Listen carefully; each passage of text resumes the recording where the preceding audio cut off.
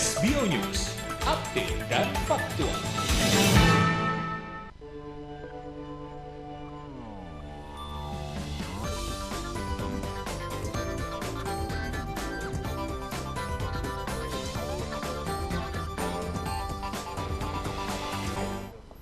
Shalom, selamat pagi pemirsa SBO TV, puji Tuhan. Pagi hari ini kembali kita jumpa di program Bincang Santai Solusi Rohani.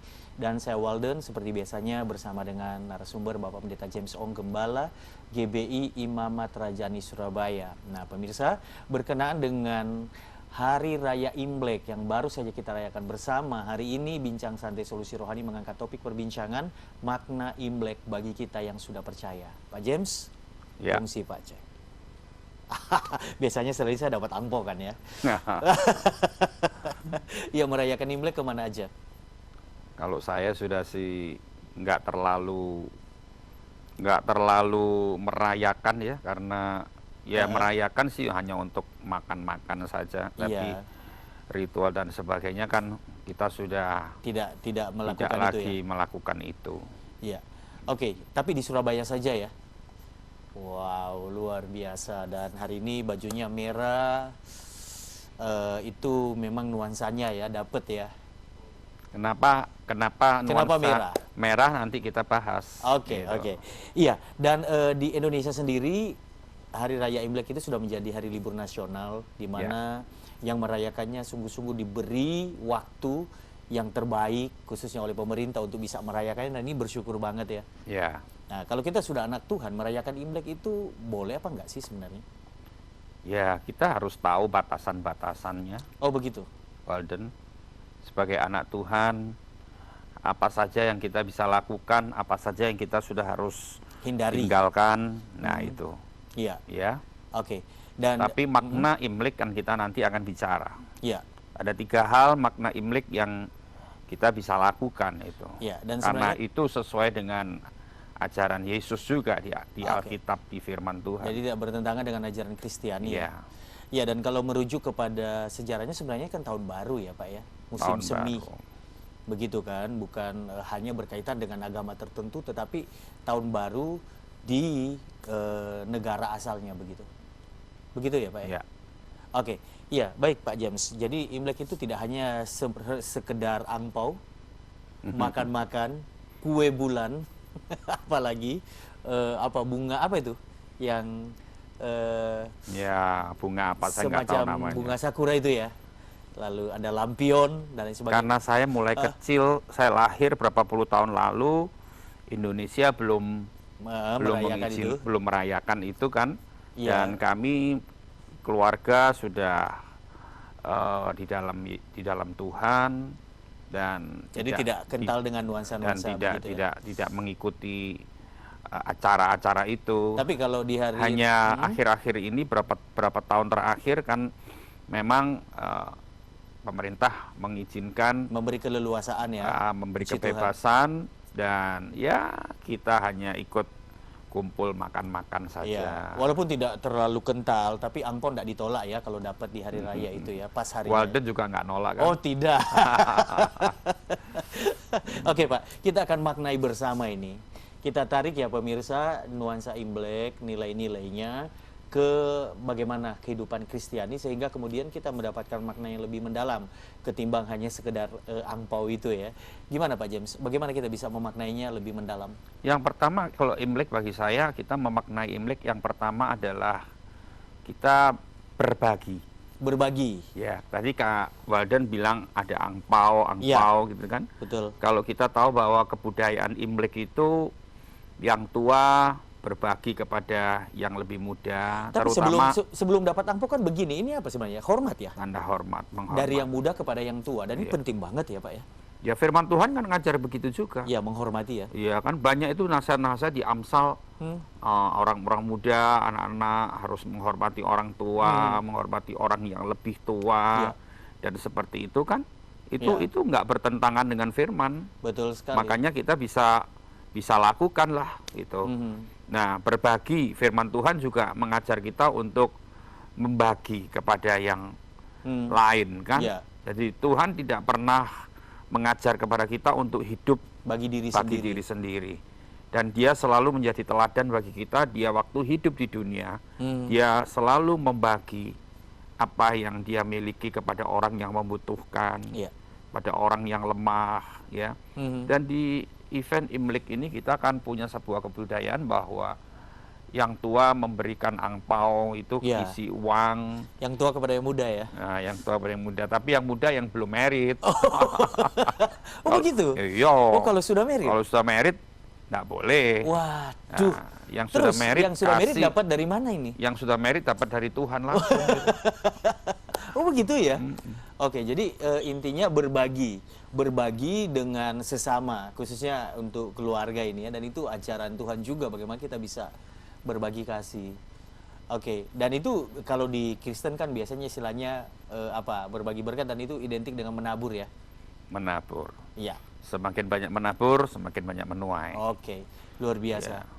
Bagaimana kita banyak bermurah hati, di situ membuat kita semakin makmur. Oh, oke. Kalau firman Tuhan berkata kan seperti itu. Iya.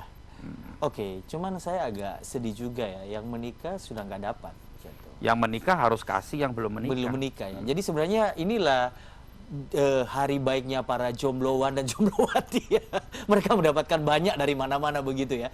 Iya, baik pemirsa. Dan nilai angpau itu tergantung dari kemampuan seseorang. Oke, kita tahan dulu. Di segmen berikut kita akan lanjutkan perbincangan yang kemana-mana. Masih di seputar bagaimana kita memaknai Hari Raya Imlek. Kami kembali sesaat lagi.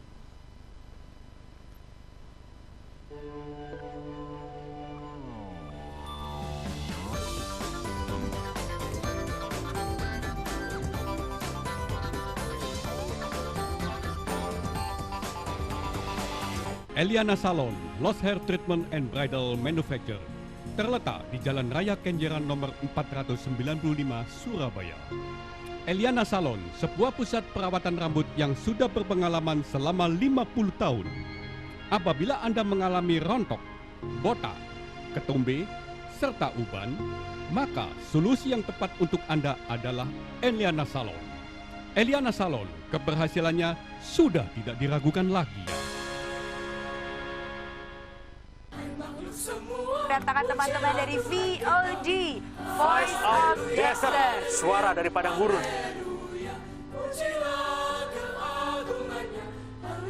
Jalan keluarnya? Menyatukan yang berbeda itu yang luar biasa. Kami sampai eksis sampai hari ini dan bikin WA group. Dan itu yang bikin kami saling menyapa.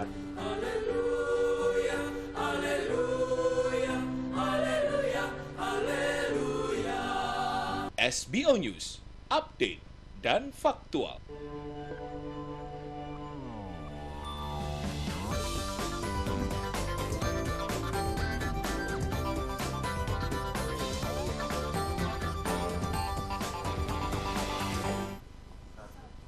Iya, pemirsa, berkenaan dengan perayaan Hari Raya Imlek yang baru saja kita rayakan bersama, Bincang Santai Solusi Rohani pagi hari ini mengangkat topik bagaimana memaknai Imlek di nuansa kita yang sudah menjadi anak Tuhan ya. Dan ternyata nilai pertama dari Imlek itu yang bisa kita adopsi dan bisa kita lakukan adalah berbagi. Dan berkunjung, makan bersama itu kan juga berbagi, Pak ya? Oh iya. Selain angpau tadi itu.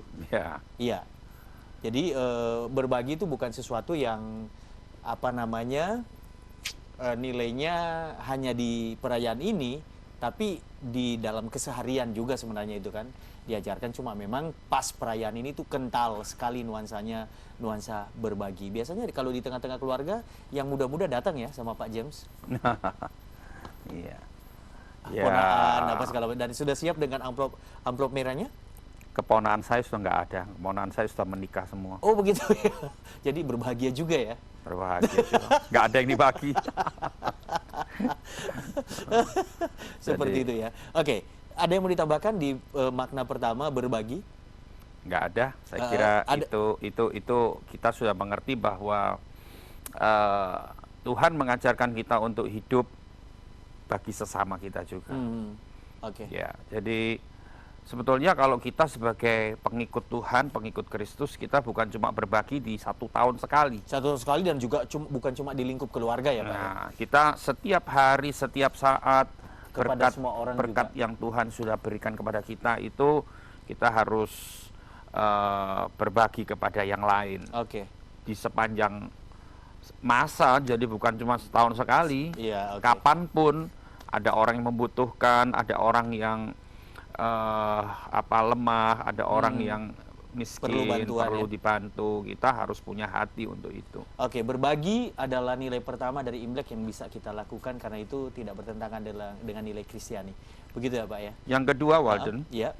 di dalam event Imlek kan kita lihat semua keluarga berkumpul. Iya, kumpul. Apalagi Ya. tanggal merah kan? Nah, kerja. itu kalau orang-orang Tionghoa punya satu kebudayaan, anak-anak dimanapun mereka datang ke orang tua. Iya. Di luar negeri pun Pulang mereka kampung gitu pulang ya, semua. mudik semuanya. Mudik semua.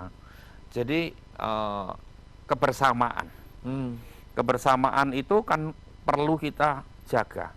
Kalau saya mengamati ajaran Tuhan di Alkitab, Tuhan selalu mementingkan hubungan. Jadi hubungan satu dengan yang lain ini nggak boleh sampai Rusak, terputus, ya? ya kan? Jadi jangan sampai kita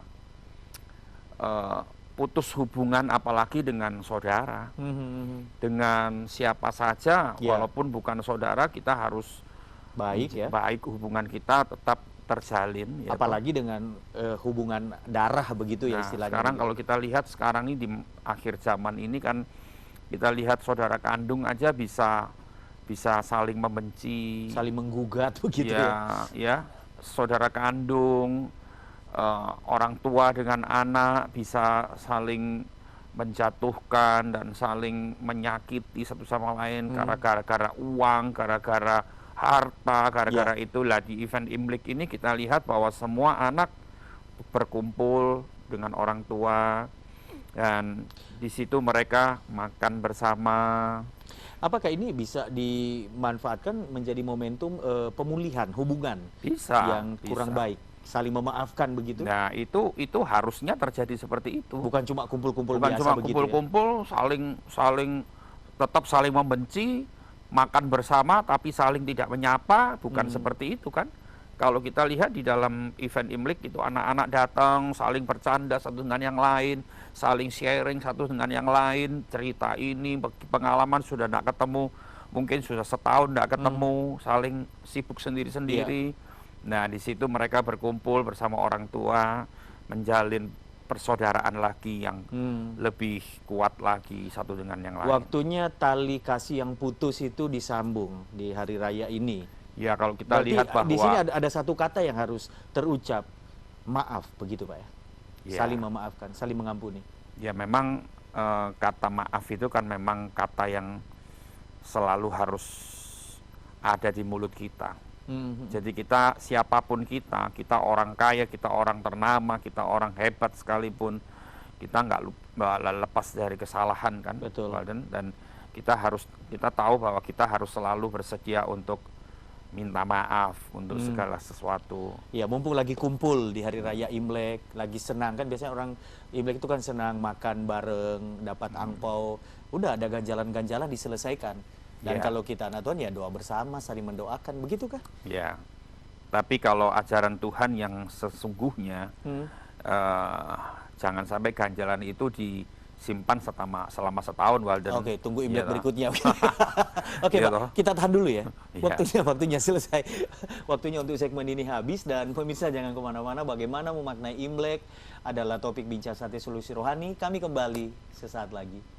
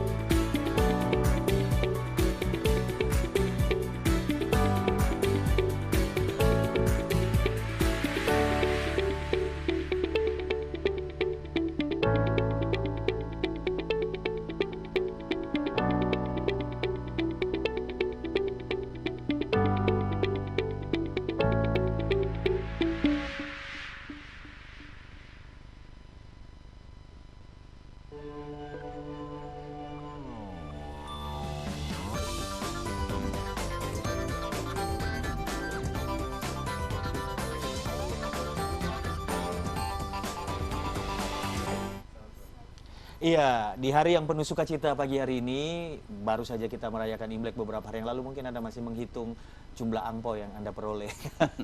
Bincang Santai Solusi Rohani mengangkat topik menarik ya, bagaimana memaknai Imlek sebagai anak-anak Tuhan. Dan Pak James, ternyata ada satu hal ya, selain tadi berbagi, yang kemudian yang kedua ini Kebersamaan. Kebersamaan ya. Dalam satu persaudaraan ya. Betul, betul. Ada yang mau ditambahkan, Pak? Tadi saya bilang, Walden, bahwa kalau kita mau menurut ajaran Kristus, Iya. kita harus nggak bisa menyimpan sesuatu, kemarahan atau ganjalan atau kepahitan itu terlalu lama, sepanjang tahun itu. Iya, karena batasnya itu matahari terbenam ya kalau di Nah, Alkitab. itu matahari terbenam artinya segera kita harus selesaikan. Ya, jadi pemirsa mungkin yang sedang menyaksikan program ini, mungkin kalian tidak merayakan Imlek secara nyata begitu, tapi saya ingin sampaikan bahwa ajaran Tuhan untuk kita, jangan menyimpan kesalahan orang, jangan menyimpan kebencian, jangan menyimpan ganjalan apapun, segera bereskan, jangan berlarut-larut, dan itu akan menguntungkan kita sendiri, Walden. Oh gitu. Tubuh kita sehat, hati kita gembira, Dan dengan Tuhan sendiri sukacita, beres ya. ya, dan berkat Allah turun dengan lancar. Itu kan membuat kita Iya. beruntung gitu kan. Pak James, dan idealnya kan biasanya nih, dari yang muda minta maaf sama yang tua. Padahal kadang-kadang yang tua juga ada salah loh sama yang muda. Tadi saya Gimana kan tuh? bilang, Walden, di segmen kedua, Iya. siapapun kita mau hebat, kita mau kaya, kita mau ternama, kita mau lebih tua, Lebih senior ya. ya, kita tidak lepas dari kesalahan, ya toh. Jangan sampai kita merasa aku lebih senior, aku tidak pernah salah. Kamu yang lebih junior, Muda, kamu yang harus Minta maaf. bereskan dengan aku, nggak bisa kita seperti itu, ya. Jadi kita harus tetap punya hati untuk minta maaf kepada siapapun yang kita Iya. pernah lakukan kesalahan. Dan momentum yang baik ini biasanya kan sebelum berdoa itu makan. Sebelum makan itu berdoa. Kebalik ya. Sebelum makan itu berdoa. Nah, doanya kali ini adalah doa pemulihan, doa bagaimana ada maaf dan kemudian suasana kembali menjadi cair ya. Wah, Ya. alangkah indahnya momentum yang seperti Apalagi kalau misalkan keluarga berkumpul, semua duduk di satu meja makan, yang dan panjang berdoa biasanya. bersama, saling memaafkan. Di situ ada pemberesan, di situ ada pengampunan terjadi, Wah, pemulihan terjadi, maka itu akan sangat memberkati. Betul, kasih Tuhan itu terasa banget di situ. Nah, itu di situ. Iya, oke. Kebersamaan adalah poin kedua, bagaimana kita memaknai Imlek. Ada yang mau ditambahkan poin berikutnya? Hanya itu aja, kita akan melihat ke Poin berikutnya. ke poin berikutnya. Iya, poin berikutnya apa, Pak? Poin berikutnya kan kalau kita perhatikan ke mall-mall, semua hiasan-hiasan ini, Imlek, lampion merah. semua nuansa merah. Betul, betul. Sampai pun toko-toko baju semua Memajang, menampilkan baju-baju yang berwarna merah. Ya. Warna merah itu artinya sukacita, Walden. Identik dengan kegairahan, sukacita Ya, yang melimpah. semangat, sukacita. Ya, kalau kita tahu bahwa Kristus mengajarkan kita untuk selalu bersukacita. Filipi 4 ya, bersukacitalah senantiasa. Bersukacitalah selalu. Ya kan? Itu ajaran Tuhan. Ya, Jadi waktu kita merayakan Imlek, kita pakai baju merah. jangan cuma bajunya yang merah, Ya. tapi hatinya Ah, mellow gitu ya. Ya, hati harus sukacita. Dan kalau Tuhan ngajar sukacita, enggak usah Imlek aja, sukacita setiap hari. Oke, Dalam berbagai macam masalah pun kita harus bersukacita. oke. Karena sumber sukacita kita kan Tuhan. Betul sekali. Jadi kalau sumber sukacita kita Tuhan, apapun boleh terjadi, tapi sumber itu tetap Ya. seperti air terus mengalir itu. Karena, tapi gini juga Pak, di momen Imlek ini sukacitanya double kan. Kasih Tuhan mengalir melalui angpau ya. Dari orang-orang itu tambah seneng gitu. Biasanya kan mesti kembali ke situ kan. Nggak dapat angpau pun harus sukacita Oh dong, Walden. iya, harus sukacita ya. Angpau jumlahnya enggak sesuai dengan yang kita harapkan juga harus sukacita. Harus sukacita ya. Gitu. Kadang-kadang anak-anak tuh punya target loh, Walden. Oh gitu ya, Jadi tahun ini gini, saya harus dapat. Tahun ini angpaunya harus sejumlah sekian. Oh, Ternyata jauh dari harapan gitu. Jauh dari target gitu.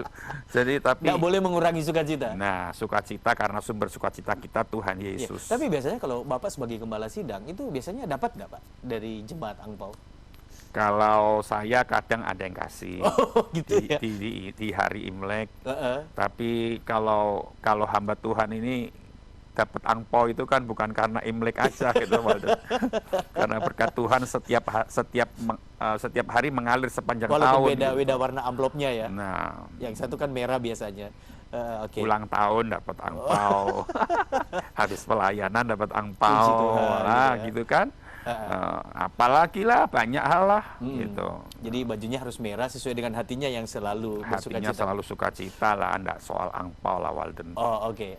Jadi yang ketiga ini adalah bicara tentang sukacita, bahwa hidup kita harus senantiasa di dalam sukacita. Mengapa kita bersukacita senantiasa, bukan hanya di perayaan seperti momentum Imlek? Nantikan sesaat lagi saya akan perbincangkan dengan Pak James. Kami kembali sesaat lagi.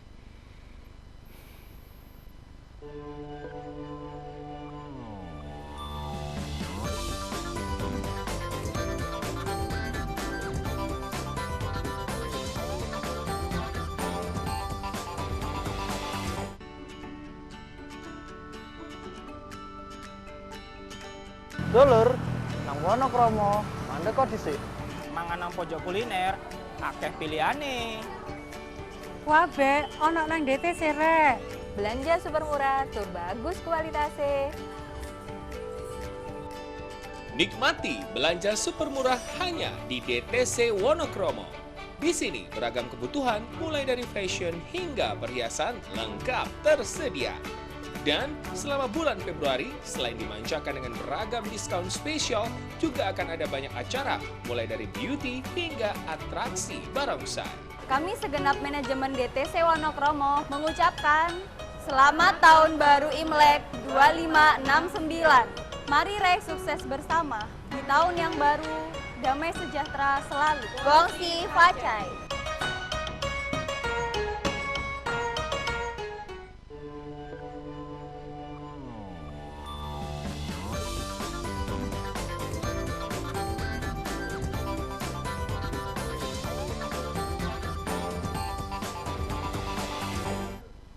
Ya pemirsa, kita memasuki kalau prediksi yang merayakan Imlek ini tahun setelah ini kan tahun anjing ya.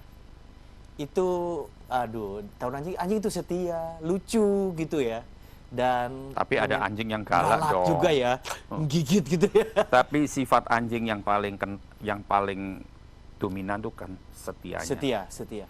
Ya, sampai di Jepang kan Ya, ada betul. satu anjing, cerita anjing yang Hachiko Ada- itu. Ya, ada monumennya ya. Ada monumennya di kota apa Di tuh? stasiun kereta api itu ya, di Iya, mana di dia menunggu kota tuannya.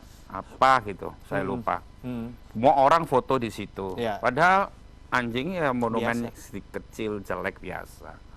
Tapi kalau kita belajar dari anjing kan setia. Tuhan juga mengajar kita untuk setia. Setia kepada Tuhan dibuktikan setia kepada sesama kita. Ya, jadi suami yang Setia setia. kepada suami, setia kepada pasangan hidup, Ya. setia pada orang tua, setia kepada bos, setia kepada pemimpin-pemimpin kita di gereja dan semuanya. Itu semua ajaran Tuhan. Ya. Ya, jadi ya memasuki tahun anjing ini ya banyak peramal-peramal juga, Walden, yang meramalkan akan terjadi ini itu, tapi kita nggak usah terpengaruh dengan ramalan-ramalan di dunia. Justru di momentum kumpul bersama ini mulai ikrarkan iman bersama menghadapi tahun baru itu kan, Ya, bahwa percaya akan penyertaan Tuhan. Cuma memang tahun ini paling sukses itu di Sulawesi Utara Pak ya, dikalahkan itu segala rintangan-rintangan. Tahun anjing takut di sana. takut. Di Kenapa Manado, takut? Di Manado. Tidak aman mereka. Oh gitu. Oh, anjing nggak aman. Semua dibuat dibuat masakan perayaan ya. gitu ya. Oke, saya cuma bercanda. Ada kesimpulan sebelum kita akan berdoa bersama-sama. Ya, pemirsa, hari ini kita selalu bersukacita, saya percaya, Dan firman Tuhan mengajar kita untuk tetap berbagi. Jangan sampai kita merasa bahwa kita belum jadi orang kaya, kita nggak perlu membagi. Membagi itu bukan cuma untuk orang kaya. Firman Tuhan berkata, terlebih berkat memberi daripada menerima. Siapapun kita, kondisi apapun, ekonomi kita, perekonomian kita, tapi kita tetap tahu bahwa Tuhan mengajar kita untuk banyak memberi, banyak berbagi. Yang kedua, kebersamaan dalam sebuah persaudaraan, menjalin hubungan yang intim satu dengan yang lain, hubungan persaudaraan yang harmonis, itu adalah kehendak Tuhan. Dan jangan sampai kita menjadi anak Tuhan yang selalu bermusuhan dengan siapapun, dan itu membuat masa depan kita menjadi masa depan yang kurang baik karena kepahitan dan semua yang kita simpan itu tidak membuat kita baik masa depan kita. Dan yang terakhir, pemirsa, yang ketiga, kita tahu bahwa sukacita itu harus selalu ada di hati kita. Sukacita karena siapa? Sukacita karena Tuhan. Tuhan sumber sukacita kita. Apapun boleh terjadi, tapi Dia tetap kekal kasih-Nya kepada kita, dan itu yang membuat kita sukacita. Itu Walden. Ya, sebelum kita doa Pak, boleh saya tanya satu pertanyaan lagi karena kita masih punya waktu. Apa yang perlu kita sebagai anak Tuhan hindari di dalam perayaan Imlek ini sehingga kita tidak terjebak atau ya kita melakukan hal yang salah di hadapan Tuhan? Kita harus hindari pemujaan. Kita harus memuja hanya kepada Tuhan Yesus Kristus. Jangan sampai kita larut ya karena sukacitanya, terjebak dalam ikut-ikutan pemujaan kepada yang lain. Itu Tuhan adalah Allah yang cemburu, dan kita nggak boleh sampai lakukan seperti itu. Kita puja satu-satunya cuma Yesus Kristus. Jadi kalau misalnya Tuhan. di dalam perayaan seperti ini ada ajakan, lalu kadang-kadang kan kita itu beratnya disungkan ya, karena yang ngajak ini misalnya lebih tua, lebih dituakan, itu gimana sebagai anak Tuhan? Ya, kita harus tahu bahwa kita sebetulnya harus lebih sungkan dengan Tuhan daripada kita harus sungkan dengan manusia. Walden. Jadi apa namanya, kita nggak sampai terjebak dalam hal-hal yang keliru. Ya, semua boleh, tetapi pemujaan kalau ada unsur pemujaan di dalam perayaan ini jangan. Yang kita puja dalam hidup kita cuman Yesus Kristus Tuhan. Itu saja. Oke. Pesan saya. Ya, dan juga mungkin yang lain daripada itu adalah ketika makan besar ya. Kadang-kadang kita lupa segalanya. Jangan lupa. Harus makan yang sehat. Ya. Oke. Mari kita berdoa. Baik, pemirsa, silakan. kita berdoa di dalam nama Yesus. Kami bersyukur akhirnya kami dapat merayakan kebersamaan, merayakan kemenangan, ya, sukacita selalu di dalam Tuhan. Dan kami bersyukur untuk semua hal yang Tuhan sudah buat dalam hidup kami, untuk semua berkat-berkat. Mungkin saat-saat ini ada pemirsa yang belum merasakan berkat Tuhan secara nyata, tapi kami percaya janji-Mu adalah janji yang pasti, dan kami percaya janji Tuhan akan terjadi dalam setiap kehidupan pemirsa sekalipun. Amin. Terima kasih Bapa, terima kasih, kami berkati semua kami di dalam nama Yesus. Hidup kami semakin bahagia di dalam Tuhan. Amin. Hidup kami selalu berkemenangan di hadapan Tuhan di dalam dunia ini. Dan kami adalah orang-orang yang beruntung. Kami adalah orang-orang yang diberkati. Dalam nama Yesus, haleluya. Amin. Amin. Pak James, sekali lagi, kongsi. Kalau saya ada salah, saya minta dimaafkan ya, supaya Sama. hubungan tetap baik ke depan. Saya juga kalau pernah bersalah, lupakan semuanya. Oke, jadi setelah ini kita makan-makan di mana? Ya, itu urusan nanti.